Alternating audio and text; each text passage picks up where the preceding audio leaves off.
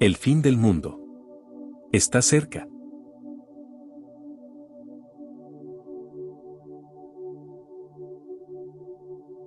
Un sueño de un rey, de una estatua grandísima, el rey Nabucodonosor, donde la estatua tenía la cabeza de oro, el pecho de plata, el vientre de bronce y las dos piernas de hierro, y los dedos de los pies una mezcla entre el hierro y entre el barro. Todo va a ser muy resumido. Entonces Daniel, pues el rey le dijo a Daniel, ¿verdad? Interprétamelo, y Daniel interpreta la visión o el sueño de Nabucodonosor. Veamos bien, en esta estatua vemos que son 4 imperios. La cabeza de oro es Babilonia, tal como la historia lo certifica. Después de Babilonia, tal como la historia lo certifica, vinieron los medos y los persas derrotando a los babilonios. Después de los medos persas, como la historia lo certifica, vino Alejandro el Magno con el imperio griego derrotando a los medos y a los persas. Después vino Roma y derrotaron al imperio griego. Y ahí nos quedamos con las 2 piernas de la estatua. Y ahora vemos los 10 dedos. Entonces el 4.º imperio, o sea, en el momento en que Daniel vio esta visión y la pudo entender, Daniel vio al mismo tiempo una piedra que venía del cielo y golpeaba exactamente los pies de la estatua, y toda la estatua se derrumbaba. Babilonia, medos persas, que es Irán actualmente, Grecia y todos los territorios que abarcó el imperio romano. En otras palabras, la Biblia profetiza que desde ese tiempo, hace 2600 años, hasta la segunda venida de Cristo, solo habrá 4 imperios en el mundo. El imperio romano tuvo 3 etapas o divisiones. Número 1, el imperio romano fue Roma, 1424 y 1425 más o menos. Roma occidental desapareció y se perpetuó con la Roma oriental en Constantinopla, casi 1500 años el imperio romano. Entonces estas son las dos, la segunda etapa. Primero fue Roma, pasaron 300, 400 años y ya se divide en 2, la segunda etapa. El imperio romano se dividió en 2 etapas. Ahora, los 10 dedos de la estatua, falta la tercera etapa a desarrollarse del imperio romano, porque de acuerdo a la Biblia, los 10 dedos de la estatua simbolizan que se van a levantar en este tiempo, no sé si estaremos aquí todavía, 10 naciones que se derivarán o surgirán del antiguo imperio romano. Van a formar un G10, 5 naciones del oriente y 5 naciones del occidente, tal como el imperio romano se dividió. Ahora, es una equivocación creer que solamente serán de Europa, porque el imperio romano era Europa, el Medio Oriente y el norte de África. Entonces las 5 naciones, las 10 naciones, perdón, que van a surgir en el mundo en un G10, y cuando oigamos que se forma un G10 o 10 secciones del mundo se unen en una confederación política, hasta que este G10 se forme, de una de estas 10 naciones surgirá el anticristo. Es inútil especular que será el Papa, que será Obama, el príncipe de España, el rey, el de Inglaterra, etcétera, etcétera. Es inútil estar especulando. No será hasta que veamos esta conformación, la tercera etapa del imperio romano, que surgirá el anticristo. Y esto ya lo corrobora, ¿verdad? Apocalipsis, etcétera, etcétera. Bueno, esta es la primera, ahí nos quedamos con el imperio romano. Nos brincamos al capítulo 7 de Daniel. El capítulo 7 de Daniel, estos 4 imperios, Babilonia, Medo-Persa, Grecia y Roma, son representados por 4 bestias. Ya toma el Espíritu Santo otro símbolo y ahora se nos presentan como 4 bestias, que son el oso, el león y el leopardo. Babilonia, los medos persias y el imperio griego representado por el leopardo. Y en el capítulo 7, el cuarto imperio Roma, se le agrega algo. Vean ustedes gradualmente la revelación, porque nos va a llevar todo esto al punto geográfico donde surgirá el anticristo. O sea, el Espíritu Santo va reduciendo y nos lleva finalmente, lo vamos a ver culminado en el capítulo 12 que vamos a estudiar, donde surgirá el anticristo. Entonces, en la visión del capítulo 7 de Daniel, vemos nosotros al oso, al león y al leopardo, pero el cuarto imperio Roma ya no se le da ningún nombre de ninguna bestia. Y por primera vez aparecen en el cuarto imperio 10 cuernos y un cuerno pequeño, que nos los interpreta más adelante el mismo capítulo, que ese cuerno pequeño simboliza al anticristo. De esos 10 cuernos surgirá el anticristo. Y ahí se queda el capítulo 7. Y nos brincamos al siguiente, capítulo 8. Y en el capítulo 8 ya no son los 4 imperios, ni tampoco los 4 imperios de las bestias, sino que ahora el Espíritu Santo en el capítulo 8 de Daniel nos representa a 2 imperios nada más. Al imperio griego, representado por un macho cabrío, y el imperio medio persa, representado por un carnero. Y dice Daniel: vi en la visión de noche que venía un carnero con una furia tremenda y comenzó a arrasar a todos, tal como la historia nos presenta a los medos persas. Pero se levantó un macho cabrío y lo enfrentó, que tenía un cuerno sobresaliente el macho cabrío, y enfrentó al carnero y lo destruyó y lo tumbó. O sea, la historia nos muestra que Grecia derriba y gana la guerra a los medos persas. Y dice el capítulo 8 de Daniel: pero cuando el macho cabrío derriba al imperio medo persa, se muere el cuerno grande, que ahí mismo dice que es Alejandro el Magno, que fue el líder del imperio griego, y se le simboliza como un leopardo por la velocidad con la que conquistó el mundo antiguo.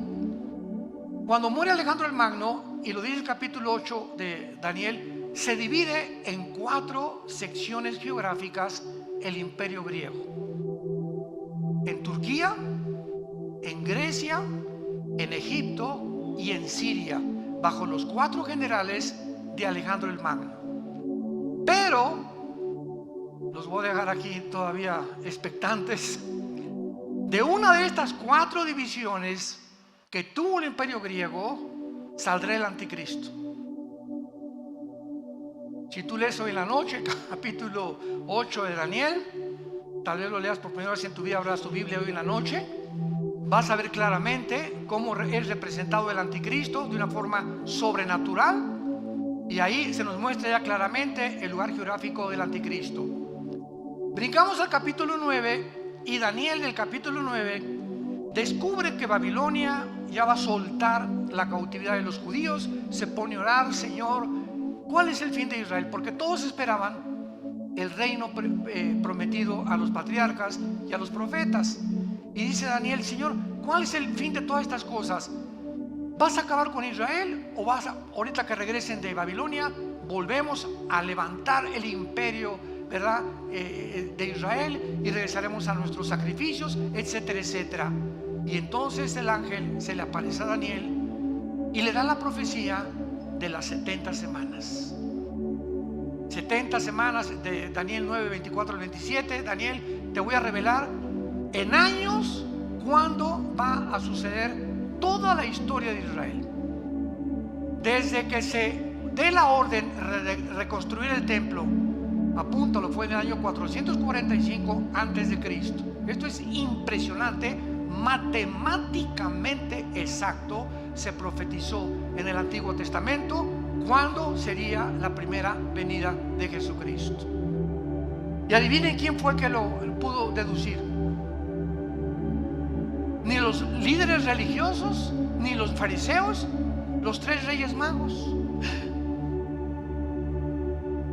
que no eran magos, ¿verdad? Eran estudiantes de astronomía y eran tal vez descendientes de los discípulos de Daniel, cuando él estuvo en Daniel, y venían todos de Irak y de Babilonia.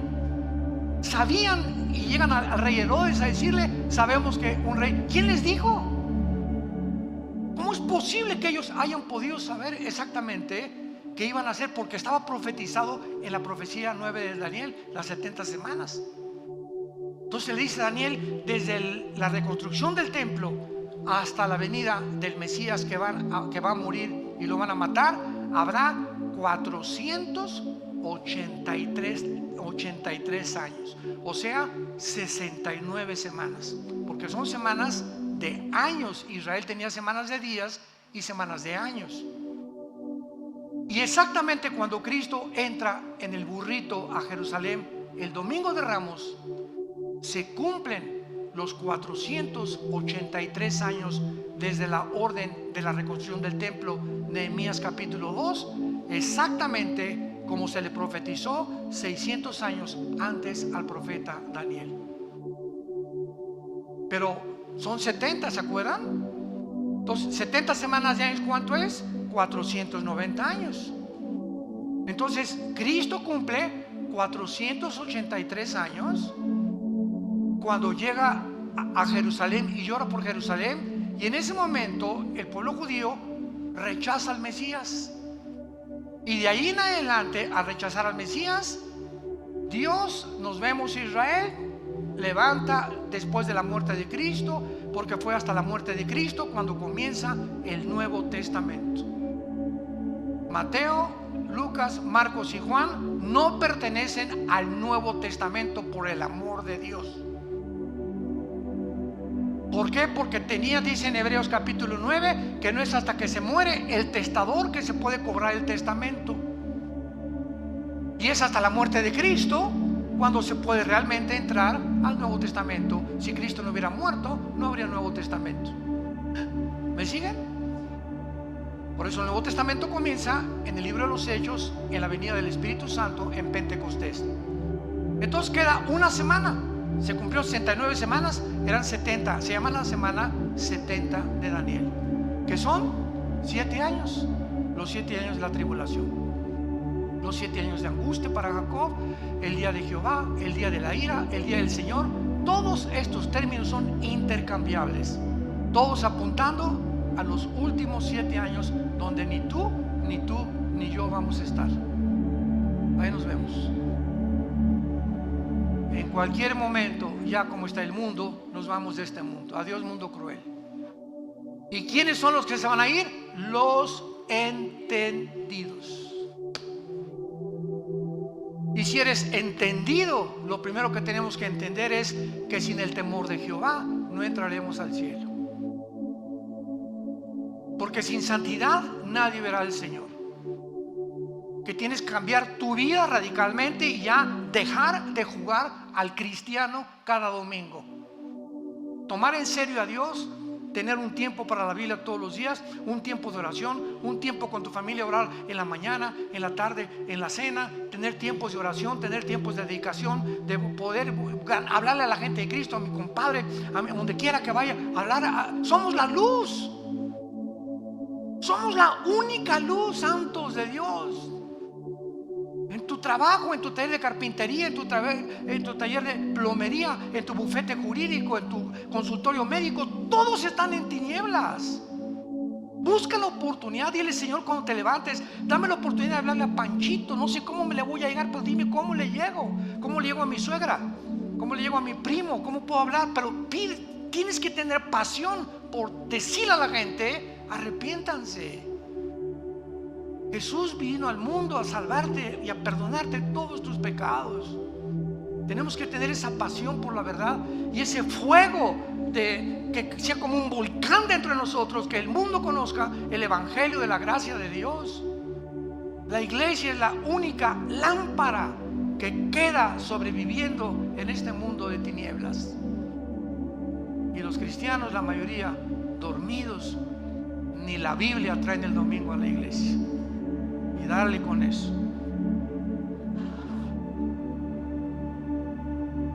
Capítulo 10, una guerra cósmica. Capítulo 11 de Daniel, vienen los reyes del norte y del sur pelearán contra el anticristo. El anticristo va a derrotar, cuando se formen estas 10 naciones, va a derrotar a 3, Daniel 7, y entonces Apocalipsis 17, el anticristo será el octavo y final imperio de la historia humana. Y cuando el anticristo derrote estos 3, los 10 dedos, le entregarán después el poder, Apocalipsis 17, al anticristo, y él se constituirá y se adjudicará el nombre de Dios. Ya no habrá religiones más que la religión del anticristo, y comenzará a marcar a todos los seres humanos.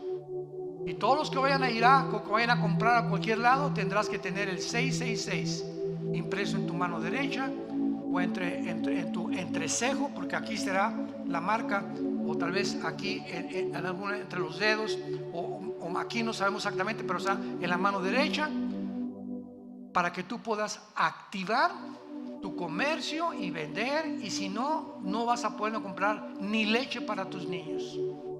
Y te acordarás entonces por qué ese domingo allá en Toluca no me arrepentí. Cuando oigas que desaparecieron millones de personas, se fue tu mamá, se fue tu hijo, se fueron tus papás, etcétera, etcétera, todos los niños se los llevará Dios. Gracias a Dios. No van a quedar niños menores de edad en el mundo. Dios sabrá a todos estos niños. Jesús dijo: cualquiera que se atreva a tropezar a un niño cuyos ángeles ven mi rostro en el cielo, más le vale que se amarre una piedra de molino y se aviente a un río o a un mar. Los niños son sagrados para Dios. El que toca a un niño toca la niña de los ojos de Dios. Es el tiempo pues en que tenemos que llegar y saber que nos acostamos. Ya me borraron aquí. El tiempo del fin. Oremos. Padre, te damos gracias en el nombre de Jesucristo por tu palabra. Gracias, Señor, por llamarnos al arrepentimiento y saber que tenemos que reconocer que muchos seres humanos se encuentran aún presos, encarcelados, viviendo en estrés, con ansiedad, con angustia en sus almas todos los días para conseguir el pan de mañana. Y tú bajas del cielo, Jesús, y nos dices: ¿por qué se afanan por vuestra vida? ¿Qué han de comer? ¿Qué han de beber? Miren los pajarillos del campo. Nunca vas a ver un pajarito sembrando, ni guardando o almacenando su comida. Y se acuestan en la noche, pío, pío, pío, y ni siquiera se acuerdan que en la mañana tienen que recoger la comida, porque ahí va a estar sus gusanitos esperándolos. Porque si tú tienes cuidado de los pajaritos, ¿cómo no nos darás a nosotros todas las cosas? Mas busquen primero, ponme en primer lugar en tu vida, y todo lo que necesitas, dice el Señor, te lo daré por añadidura. Vengan a mí y echen toda su ansiedad sobre de mí. No teman, pequeña manada, yo los cuido. Les he dado testimonio en la historia que así como he cuidado a Israel, pudo haber sido México u otra nación, pero quería tener un símbolo, una representación de que nunca abandono al que está bajo mi pacto y bajo mis promesas. Y tú, como hijo de Dios en esta generación, eres hijo de un pacto de sangre que el Hijo de Dios en esa cruz derramó, con mejores promesas que el Antiguo Testamento, con un mejor mediador, con un mejor destino y más grande esperanza, porque ahora hemos sabido que ese Mesías prometido a Abraham, a Isaac y a Jacob fue crucificado, angustiado y rechazado por sus perseguidores, molido por nuestros pecados, Y Dios muestra su amor para con nosotros, en que siendo pecadores, Cristo muere, es crucificado, enterrado y levantado para perdonarnos, iluminar nuestra vida con una nueva esperanza y poder darle gracias durante toda nuestra vida por tan grande salvación. Si tú no tienes a Cristo, ustedes que nos ven por la televisión, dile en este momento estas palabras: Señor mío y Dios mío, te pido perdón por mi vida. Confieso que mi vida te ha ofendido y no tengo la forma de pagar por tantos pecados que he cometido. Ahora sé que en esa cruz tu Hijo abrió las manos, fue coronado de espinas, clavos traspasaron sus manos y sus pies, pero fue levantado a los 3 días para darme una esperanza de volver a vivir contigo. Te pido que entres a mi corazón, Señor Jesús. Te recibo con todas las fuerzas de mi alma. Dame pasión por la verdad. Dame amor por las almas perdidas. Y quiero la corta vida que me queda, vivirla para ti. En el nombre de Jesús. Amén.